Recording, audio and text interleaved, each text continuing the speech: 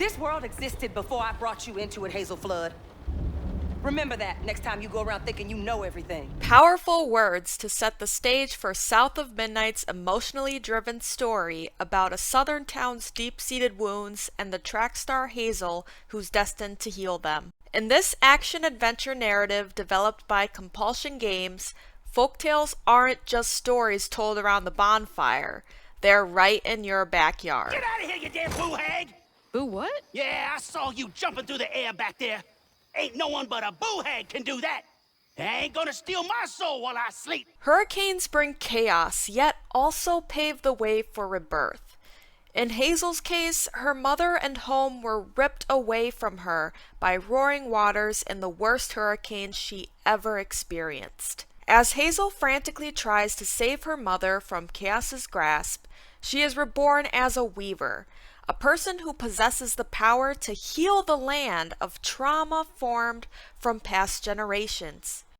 She begins to see strands from the grand tapestry, an invisible fabric that connects all things. This opens Hazel's eyes to a town that has a thorn, or should I say literal thorns, in its side. More thorns? All the way out here? Where am I anyway? South of Midnight emotionally invests you with the tragic past of those who came before Hazel.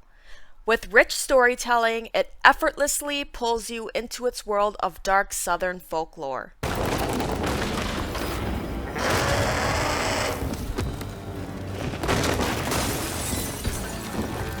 Hazel follows the path of a weaver from long ago who is helping slaves escape to safety, giving a sense of struggle similar to the history of the Underground Railroad. As we follow the weaver's path, Hazel meets others with unfortunate fates and eases their burden with her power. Tied into all these tales is Hazel's own journey of growth and understanding. In the beginning, Hazel doesn't understand why her mother is always busy and leaves her alone, and feels she puts the town and others first. As the story unfolds, Hazel learns more about the struggles she didn't realize were lying beneath the surface, and is able to empathize more with every experience she has. I get why Mama had to wash her day off when she got home. Use up all our hot water on really bad days. With Hazel's newfound power comes frequent encounters with unearthly beings called haints. Haints come in different types that are slowly introduced as the story progresses. This can cause fights to feel pretty similar with a lot of the same enemy types showing. Hazel uses magic weaving hooks and other abilities to dispatch haints. Her skills consist of weave, which causes vulnerability, push, pull, and her cuddly buddy Crouton, who possesses enemies and makes them friends. I guess you didn't like being lost and alone either, did you? All of these powers can be upgraded using a magical currency called floofs, Floofy and soft.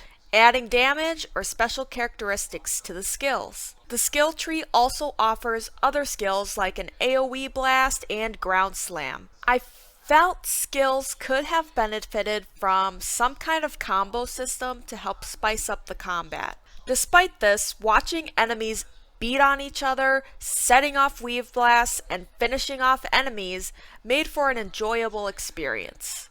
In addition to small fry like haints, we have bosses to fight. The bosses were very memorable to me, not in the way of difficulty, but I felt they were very personal and thematic.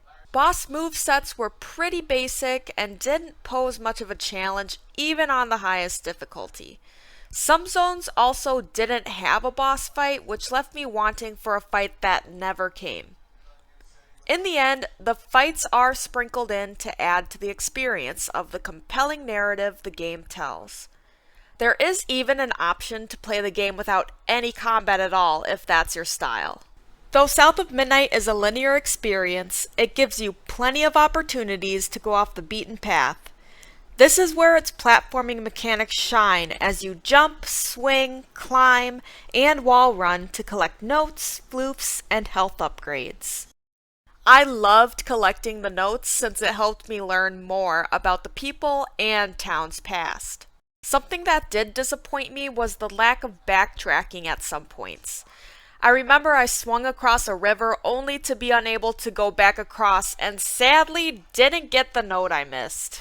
While its gameplay may not hit all the marks, South of Midnight does a fantastic job of immersing you with its unique music and stunning atmosphere. The stop-motion animation was a lovely surprise that added to its mystical fantasy world. From foreboding swamplands to massive mountain peaks, each place feels so breathtakingly familiar yet always has something to remind you of the otherworldly aspects of Hazel's hometown. Giant oranges appear in the bayou, bringing stories like James and the Giant Peach to mind. Creatures reside in burrows full of furniture having tea parties.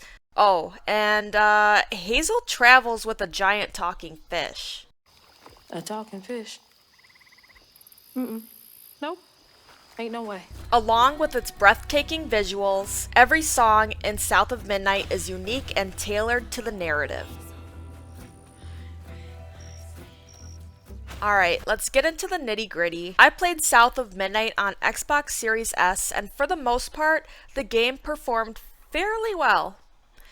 I did feel at points that the stop motion could be a little too much for the system I was on, mostly with the cutscenes. During one of the narrative transitions, my game froze as the narrator continued to speak. Even with these hiccups, the overall experience was amazing, and though my game did stutter at times, I wouldn't want to experience it without its unique stop-motion animation. Though South of Midnight may not entirely deliver on its combat, it makes up for areas it lacks in captivating narrative and stunning atmosphere. It is a game whose unique vision won't soon be forgotten. If you're willing to look past a simple combat system for a well-written story, this game should be on your list. Hop on. Oh, I'm not as slimy as I look. Don't you want to find your mama?